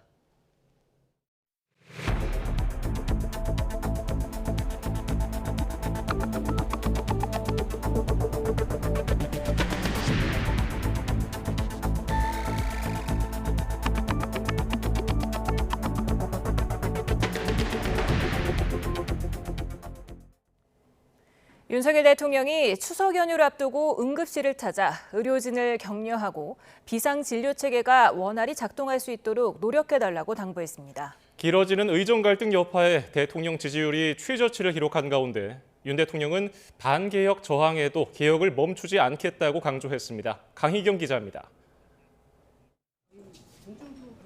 윤석열 대통령이 추석 연휴를 앞두고 서울의 응급실 2곳을 잇따라 방문했습니다. 먼저 서울의료원 권역응급의료센터를 찾아간 윤 대통령은 더 고생하는 의료진에게 더 많은 보상이 가도록 하겠다고 거듭 약속하며 정부의 진정성을 믿어달라고 밝혔습니다. 곧이어 도착한 중앙응급의료센터에서도 윤 대통령은 의료진의 헌신에 감사를 전하며 추석 연휴 기간 비상진료체계가 원활하게 작동할 수 있도록 최선을 다해달라고 당부했습니다. 윤석열 대통령이 응급실을 방문한 건 지난 4일 이후 9일 만입니다. 국민 불안을 잠재우기 위한 현장 행보인데 길어지는 의료 공백에 정작 국정 부담은 점점 커지고 있습니다. 특히 의대 정원 확대 문제를 둘러싼 부정평가로 대통령 지지율은 20%까지 떨어지며 취임 후 최저치를 기록했습니다. 윤 대통령은 그럼에도 우리 사회의 구조적 문제점을 근본부터 해결해야 한다며 반개혁 저항에 물러서지 않겠다고 강조했습니다. 공동의 이익을 지키기 위해 카르텔들이 서로 손을 잡고 개혁에 나서는 길을 가로막기도 합니다. 여기에서 우리가 또다시 물러선다면 나라의 미래는 기대하기 어렵다고 생각됩니다. 이어 개혁은 결국 국민 통합이라는 더 큰 미래로 나아가기 위한 것이라며 개혁의 발걸음을 멈추지 않겠다고 밝혔습니다. 윤 대통령은 이번 추석 연휴에도 의료 체계를 점검하기 위해 응급실을 방문하는 등 의료 안전 행보를 이어갈 방침입니다. YTN 강희경입니다. 대한의사협회를 포함한 8개 의료계 단체들이 정치권을 중심으로 논의되고 있는 협의체에 참여하지 않겠다는 뜻을 밝혔습니다. 정부의 태도 변화가 필요하다는 점을 강조했는데 복지부는 따로 입장을 내는 것이 적절하지 않다고 말을 아꼈습니다. 김주영 기자입니다. 추석 연휴를 하루 앞두고 의료계 단체들이 긴급 회의를 열었습니다. 여당을 중심으로 구성을 준비하는 여야 의정 협의체에 들어갈 것인지가 핵심 주제였습니다. 회의에는 대한의사협회와 전국의대교수협의회, 대한개원의협의회 등 8개 단체가 모였습니다. 단체들은 누가 옳으냐보다 어떻게 해결해야 할지 이야기할 때라는 국민의힘 한동훈 대표의 말을 언급하며 바람직하다고 평가했습니다. 하지만 정부가 의대 증원과 관련해 입장 변화가 없는 상황에서 협의체에 들어갈 수 없다는 뜻을 모았습니다. 2025학년도 의대 증원 문제를 논의해야지만 협의를 할 수 있다는 기존 입장을 재확인한 겁니다. 우리는 정부의 태도 변화가 없는 현 시점에 여야 의정 협의체 참여는 시기상조라고 생각합니다. 보건복지부는 정치권이 관련 논의를 진행하고 있는 상황에서 따로 입장을 내는 것이 적절하지 않아 보인다며 말을 아꼈습니다. 대통령실에서 2025학년도 재논의는 불가능하다고 연일 강조한 것과 마찬가지로 기존 입장을 고수하는 셈입니다. 현실적으로 불가능하다. 입시 단계에 넘어온 이 사안을 다시 되돌리거나 조정을 하자라는 거는 사실 현장에 있는 수험생이나 학부모들 입장에서는 받아들일 수가 없는 안이고요. 대신 추석 연휴 기간 전국 응급실 가운데 문을 닫는 곳은 2군데뿐이라면서 국민 의뢰를 덜기 위해 힘을 쏟았습니다. 결국 정부와 의료계 모두 기존 입장을 고수하고 있어 연휴 이후에도 협의체 구성까지는 어려움이 많을 전망입니다. YTN 김주영입니다. 대한의사협회 전 현직 간부들이 전공의 집단사직을 부추겼다는 의혹과 관련해 경찰이 김태근 가톨릭중앙의료원 전공의 대표를 참고인 신분으로 소환했습니다. 김 대표는 조사에 들어가기 전에 정부의 정책이 젊은 세대의 책임을 전가하고 있다며 의대 증원 정책을 비판했습니다. 직접 들어보시죠. 현 정부의 정책은 불합리하고 젊은 세대에게 많은 책임을 전가하고 있습니다. 자유민주주의 국가란 의사를 비롯해 전문가의 역할을 존중하고 그에 알맞은 대우를 해줘야 한다고 생각합니다. 앞서 다른 빅5 병원 선생님들도 10시간 이상 경찰 조사를 받은 걸로 알고 있습니다. 정부의 부당한 겁박과 책임 돌리기가 부디 오늘이 마지막이길 바랍니다. 지난 설에는 모습을 드러내지 않았던 김건희 여사가 올해 추석 영상에 등장해 국민을 향한 메시지를 내놨습니다. 총선 이후 공개 행보를 이어가는 건데 최근 마포대교 방문 일정을 두고는 야권을 중심으로 논란도 일고 있습니다. 권남기 기자입니다. 한복 차림의 김건희 여사가 윤석열 대통령과 함께 추석 메시지를 전합니다. 국민 한 분 한 분의 삶을 더 따뜻하게 보듬기 위해 마음과 노력을 다하겠습니다. 대통령실은 다문화 가정 어린이들과 함께했다며 윤 대통령 부부가 이번 영상을 통해 국정 운영 비전인 따뜻한 정부를 직접 전한 거라고 설명했습니다.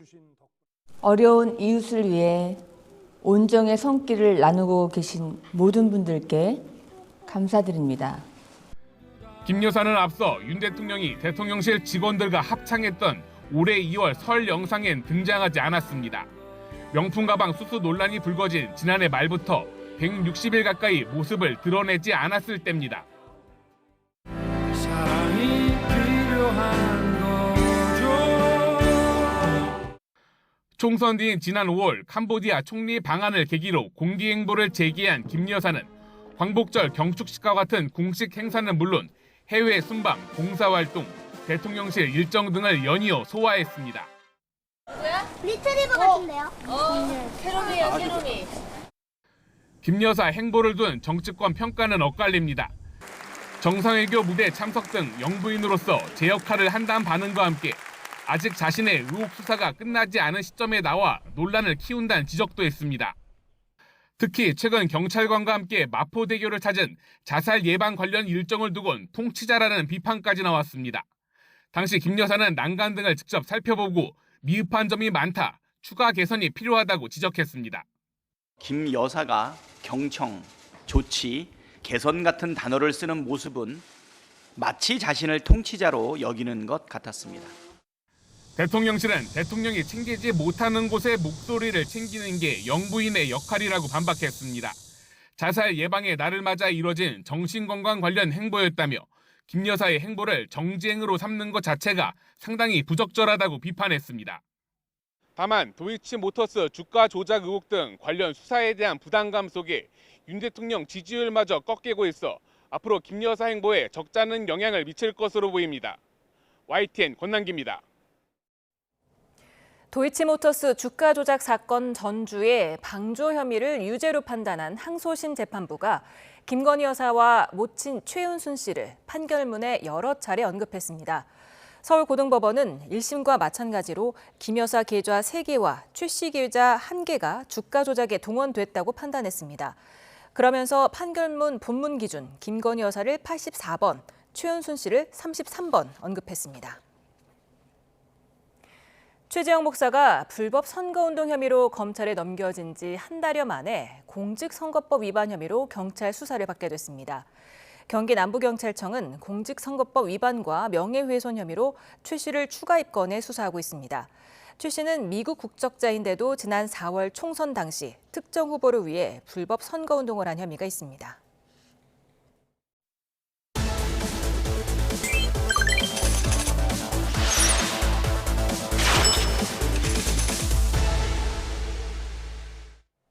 뉴스플러스 오늘의 경제픽입니다. 많은 이들이 손꼽아 기다리던 추석 연휴지만은 10명 중에 3명은 명절이 부담스럽다고 생각한다는 여론조사 결과가 나왔습니다. 연휴가 기다려진다는 응답과 비슷한 수치였는데요. 응답자 절반 가까이는 기대도 되고 부담도 된다고 답하기도 했습니다. 일에 치인 직장인은 다 같은 마음일까요? 추석 연휴를 기다렸다는 응답 1위는 휴식을 취할 수 있어서였습니다. 그리고 가족과 시간을 보낼 수 있어서, 친척들과 만나는 게 좋아서, 고향 방문도 뒤를 이었습니다. 추석이 부담된다고 느끼는 이들을 가장 힘들게 한 건 뭘까요? 1위는 피로와 스트레스로 인한 명절 후유증이었습니다. 음식 준비나 집안일 같은 명절 준비가 힘들다는 답도 명절 후유증 못지않게 많았고요. 또 친척 어른들이 결혼이나 연애, 취업 같은 개인적인 질문을 할 때 부담됐다는 답도 26%를 넘었습니다. 명절 문화에서 바뀌어야 할 점도 물어봤습니다. 먼저 과도한 차례상 준비 문화가 가장 개선돼야 할 점으로 꼽혔고요. 결혼은 언제 하니? 취업은 언제 할 거니? 이 같은 지나친 간섭과 개인적인 질문이 공동 1위를 차지했습니다. 자, 이와 함께 공평한 가사 노동도 많은 사람이 바라는 부분이었는데요. 여기에 공감하는 분들이 많은 덕에 명절을 맞이하는 우리 사회의 모습이 조금씩 변해가는 분위기입니다. 힘든 가사 노동을 부르는 과도한 차례상 준비 대신 조리된 음식을 사서 먹는 경우가 늘고 있습니다. 오동건 기자입니다. 뜨겁게 달궈진 철판 위로 자리 잡은 재료들, 노릇노릇 익어 소쿠리에 담깁니다. 차곡차곡 쌓인 다양한 맛의 전. 추석 준비에 들어간 손님들은 음식을 담기에 바쁩니다. 이번 추석에는 아이들이 다 외부로 나가 있어서 외지로 나가 있고 해서 이번에는 조금 식구가 적어져서요. 그냥 좀 살려고 합니다. 최근 명절 문화가 바뀌면서 음식을 집에서 준비하는 대신에 필요한 양만 구매하거나 사서 선물을 하는 경우도 늘고 있습니다. 사실 이렇게 요리된 거 선물하면 너무 기분 좋아하시고 또 많이 이런 선물은 안 받아보셔서 더 되게 극대화되는 것 같아요. 추석을 맞아 풍년을 기원한다는 의미의 송편과 복이 들어온다는 뜻이 담긴 복덕을 찾는 소비자들이 늘고 있습니다. 가족들이 모여 함께 송편을 빚고 쪄먹는 추억도 소중하지만 송편 먹고 이렇게 가족 파티를 열면은 얼마나 좋은지 가족이 행복하고 가정이 아주 단란하고 좋습니다. 연휴 동안의 편안한 휴식도 못지않게 중요합니다. 이런 추세를 반영하듯 마트에서 판매하는 추석 음식 간편 조리 세트 판매도 크게 늘고 있습니다. 실제로 대형마트 3곳의 추석 간편 조리 음식 판매량이 지난해보다 많게는 68% 증가하는 등 관련 시장도 커지고 있습니다. 명절 증후군을 부르는 원인 중 하나인 명절 음식. 시대가 바뀌면서 한가위 음식 문화에도 조금씩 변화의 바람이 불고 있습니다. YTN 오동건입니다. 한가위 보름달처럼 풍요로운 추석 명절이지만은 아프거나 다치지는 않을까 걱정하는 분들 많을 겁니다. 실제로 추석 연휴에는 평소보다 병원을 찾는 사람이 늘어나는데요. 특히 이 기간 응급의료센터를 이용하는 환자는 평일과 비교해서 하루 평균 2배 수준이었습니다. 주로 어떤 증세로 응급실을 찾았을까요? 음식 장만이나 야외 활동이 많아지면서 상처를 입는 사례가 가장 많았고요. 발목이 삐거나 근육이 다치는 염좌, 감기와 두드러기도 적지 않았습니다. 또 추석 명절에는 감기와 두드러기 환자가 연평균 발생 빈도의 거의 3배, 그리고 장염 환자도 2배가 됐고요. 화상 환자는 3배로 많아지고 관통상과 교통사고도 평소보다 크게 증가했습니다. 특히 어르신이나 아이 같은 노약자는 경미한 질환이 중증으로 이행하는 경우가 많아서 빠른 대처가 중요하죠. 네이버와 카카오의 지도 앱과 응급의료 포털 사이트를 이용하면 명절에도 문을 여는 병원과 약국 정보를 쉽게 찾을 수 있습니다. 김태민 기자가 설명해드립니다. 이번 명절 연휴엔 문 여는 병원을 몰라 진료받지 못하는 일이 줄어들 전망입니다. 정부는 네이버, 카카오와 협업해 추석 연휴에 운영하는 병원과 응급실 정보 제공을 강화했다고 밝혔습니다. 지도 애플리케이션 첫 화면에는 명절 진료 탭이 새로 만들어졌습니다.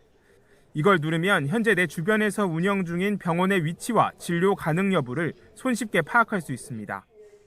또 응급진료 탭을 누르면 전국에 있는 응급실 운영기관 정보도 확인할 수 있습니다. 이 서비스는 추석 연휴가 지난 뒤에도 응급의료가 안정화 단계에 접어들 때까지 계속 운영될 예정입니다. 이 밖에도 응급의료 포털 사이트나 응급의료정보 제공 앱을 이용할 수도 있습니다. 특히 야간과 휴일에도 어린이 진료가 가능한 달빛 어린이병원 정보를 한눈에 볼 수 있는 만큼 미리 앱을 설치해두는 것이 좋습니다. YTN 김태민입니다. 서울 강남 3구와 용산 등 분양가 상한제 주택의 분양가 산정에 적용하는 기본형 건축비가 6개월 만에 3.3% 올랐습니다. 국토교통부는 분양가 상한제 기본형 건축비가 제곱미터당 203만 8천 원에서 210만 6천 원으로 3.3% 오른다고 밝혔습니다. 인상분은 오늘 이후 입주자 모집 승인을 신청하는 단지부터 적용됩니다. 이재용 삼성전자 회장을 비롯한 국내 4대 그룹 총수가 윤석열 대통령의 체코 방문에 경제 사절단으로 동행하며 경제 협력에 대한 기대감이 커지고 있습니다. 이번 체코 경제 사절단에는 이 회장을 비롯해서 최태원 SK그룹 회장과 정의선 현대차그룹 회장, 구광모 LG그룹 회장이 포함됐습니다. 4대 그룹 총수가 대통령 해외 출장에 동행하는 건 올해 들어서 처음입니다.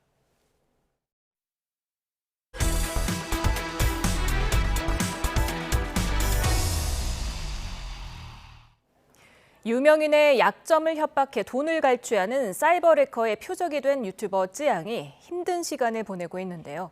최근 인터넷에 악성 루머를 유포하는 악플러 20명을 경찰에 고발하고 강경 대응에 나섰습니다.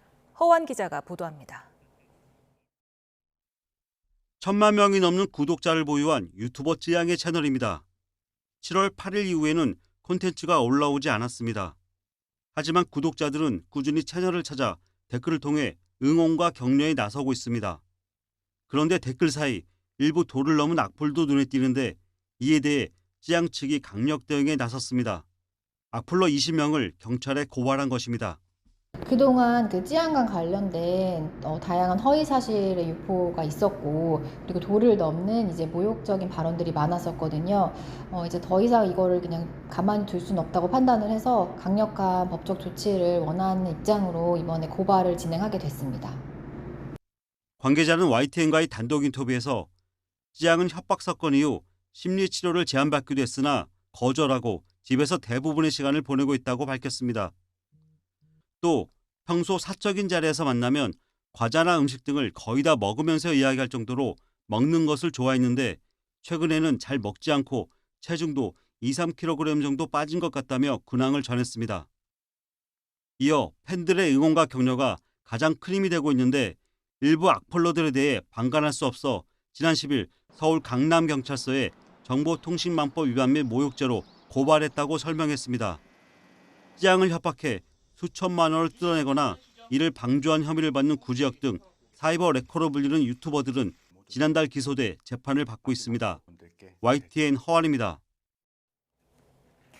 문화체육관광부가 올림픽 전부터 갈등을 빚는 대한체육회에 대해 공익감사를 청구하자 체육회가 곧바로 맞불을 놨습니다. 체육회도 문체부의 여러 부당한 조치들이 이번 기회에 고쳐지길 원한다며 감사원 감사를 청구하기로 한 겁니다. 이대건 기자의 보도입니다. 역대급 성적을 냈던 파리올림픽 우수선수 시상식.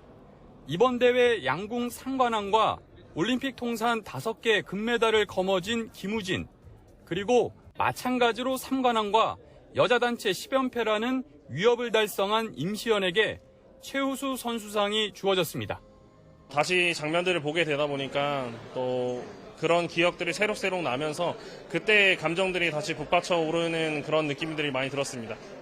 이처럼 파리올림픽 잔치 분위기만이 아니라 문체부와 체육회 갈등도 계속되고 있습니다. 생활체육 예산의 직접 집행과 이기흥 체육회장 연임 봉쇄 시도에 나선 문체부가 먼저 체육회에 대해 공익감사 청구를 하자 체육회도 바로 다음 날 문체부에 대해 감사 청구 방침을 밝히며 맞불을 놨습니다.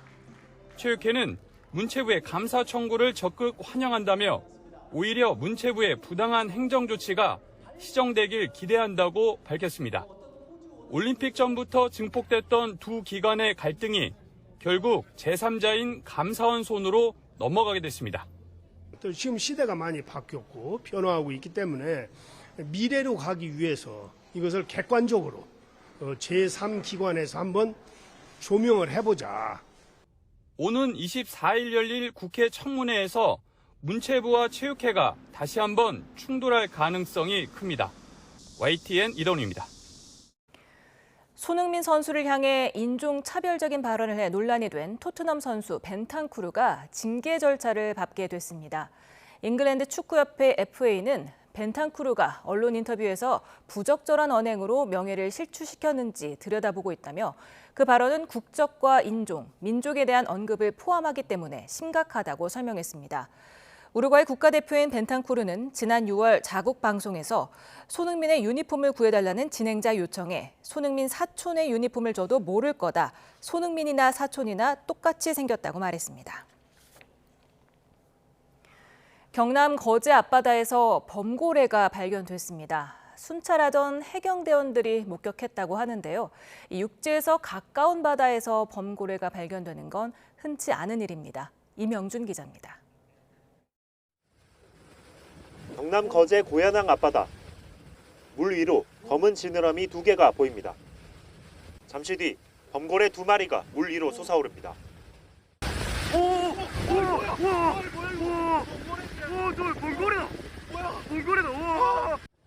순찰하던 해경대원들이 발견한 겁니다. 등 지느러미가 위로 올라와가지고 약간 둥그스름하게 이게 각진 부분이 보이더라고요. 그래서 저건 고래 종류인데 범고래가 아닌가 이렇게 했는데. 범고래를 코앞에서 본 대원들은 흥분을 감추지 못했습니다. 가슴이 좀 벅찼습니다. 이 흔하게 볼 수 있는 것도 아니고 직원들이 야 이거 너무 기분이 좋다. 우리 로또 사자. 이렇게까지 했습니다. 추석 앞두고 굉장히 좋은 기운을 좀 받은 그런 느낌이 들었습니다.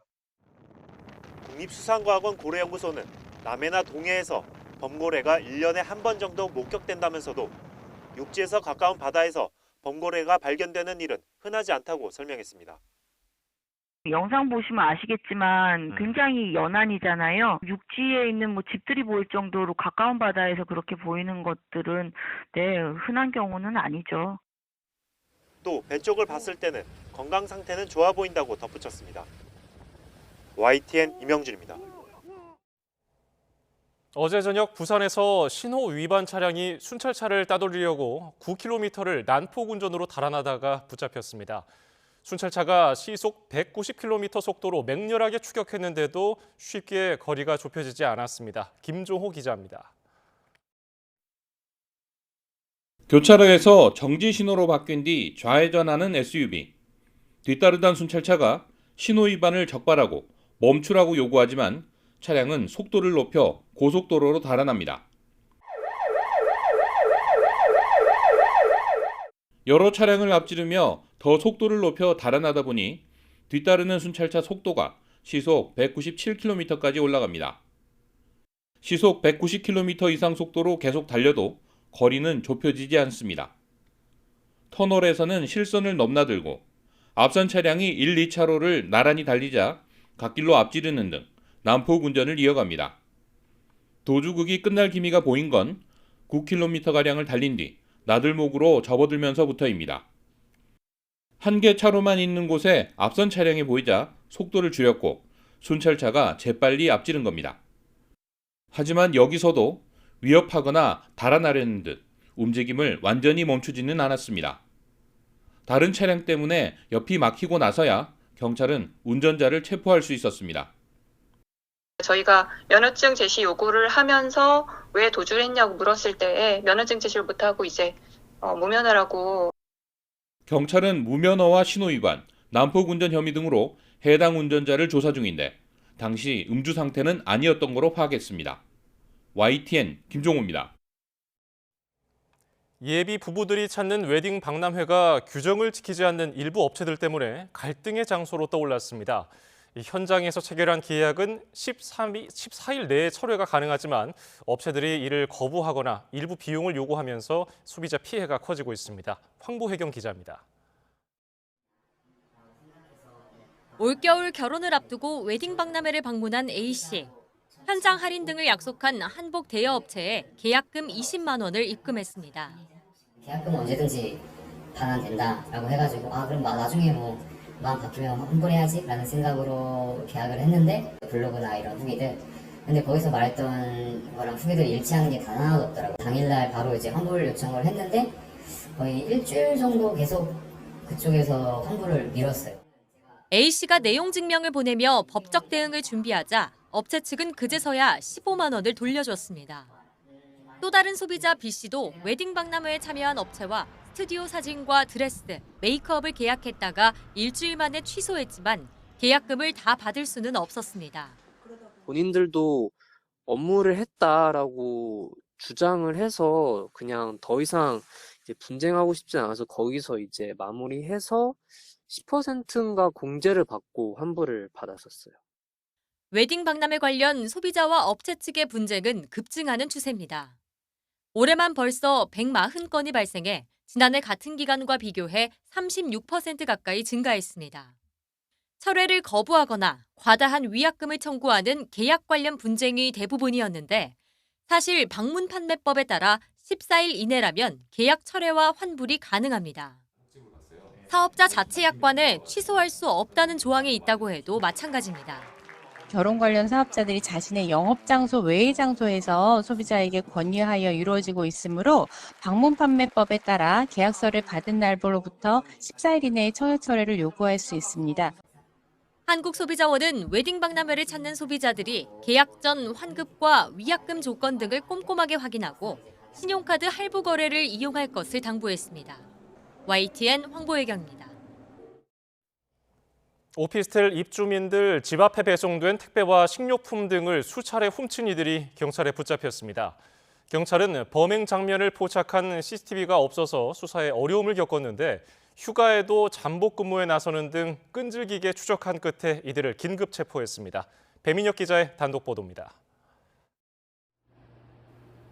두 여성이 빈 상자와 쓰레기를 잔뜩 들고 어디론가 향합니다. 커다란 가방을 메고 오피스텔을 드나들기도 합니다. 계단을 오르내리며 건물 여기저기를 활보하는 이들. 주민들을 불안에 떨게 한 절도범들입니다. 20대 여성 A씨 등은 입주민들 집 앞에 놓인 각종 택배와 생수, 식료품 등을 잇따라 훔친 혐의로 경찰에 붙잡혔습니다. 문 앞에 있어야 할 배송 물품이 사라지는 일이 잇따르자 주민 신고가 계속됐지만 복도에 CCTV가 없어 범행 장면을 포착하는 게 쉽지 않았습니다. 일당은 훔친 택배 상자 등을 오피스텔과 멀리 떨어진 쓰레기장에 내다버리는 치밀함을 보이기도 했습니다. 수사에 난항을 겪던 경찰이 선택한 건 정면 돌파. 엘리베이터에 절도 사건 신고가 잇따르니 주의하라는 안내문을 붙였습니다.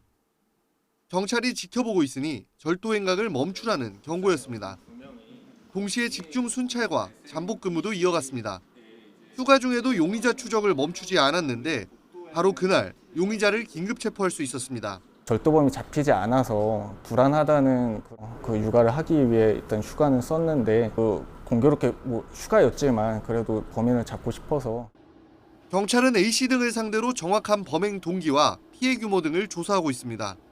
또 택배가 많은 명절 연휴에 비슷한 범죄가 발생할 수 있는 만큼 집 앞에 배송된 택배는 빨리 가져가고 고가의 물품은 무인 택배함을 이용해달라고 당부했습니다.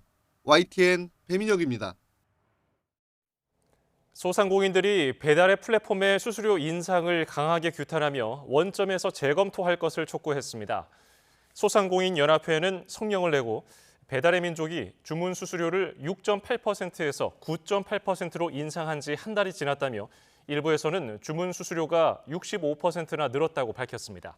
또 배달앱이 유료 멤버십으로 수익을 창출하면서 부담은 소상공인에게 전가하는 것도 문제라며 기사가 배달할 때마다 비용이 발생하는 상황에서 무료 배달은 구조적으로 불가능하다고 지적했습니다. 정부가 수출 중심의 경기 회복에 내수도 회복 조짐을 보인다고 진단했습니다. 기획재정부는 최근 경제 동향 9월호에서 최근 우리 경제는 물가 안정세가 확대되는 가운데 견조한 수출, 제조업 중심 경기 회복 흐름이 지속되고 있다고 밝혔습니다. 지난달에 이어서 수출, 제조업 중심의 경기 회복과 그에 따른 완만한 내수 회복 조짐 평가를 유지했습니다. 다만 부문별 속도 차이를 언급하며 수출 호조에 따른 경기 선순환 효과가 아직 충분하지 않다는 뜻을 내비쳤습니다.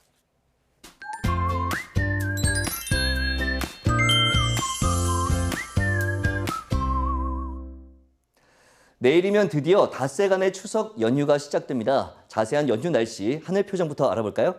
네, 연휴 첫날인 내일도 중북부를 중심으로 비가 내릴 것으로 보이는데요. 최고 80mm의 많은 비가 쏟아지겠고 경북 지역에는 소나기가 지나는 곳이 있겠습니다. 귀성길 교통안전에 유의해 주셔야겠습니다. 모레부터 글피 사이에는 동해안과 제주도를 중심으로 비가, 그 밖에 곳곳에는 소나기가 내리겠습니다. 추석 당일에는 대체로 구름만 많겠지만 역시 밤까지 곳곳에는 소나기가 지나는 곳이 있겠습니다. 달맞이하러 가시는 분들은 우산 챙기셔야겠습니다.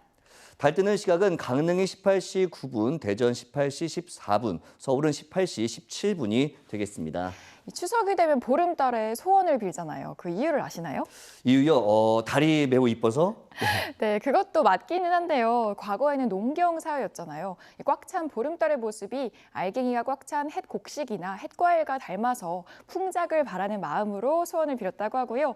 또 하나는 달이 차고 기울기를 반복하는 모습이 무한한 생명력을 상징하기 때문에 건강을 위해서 소원을 빌었다고 합니다. 아, 그렇군요. 올해 추석에는 구름 사이로 보름달을 볼 수 있다고 하니까요. 저도 소원 빌러 한번 가봐야겠습니다.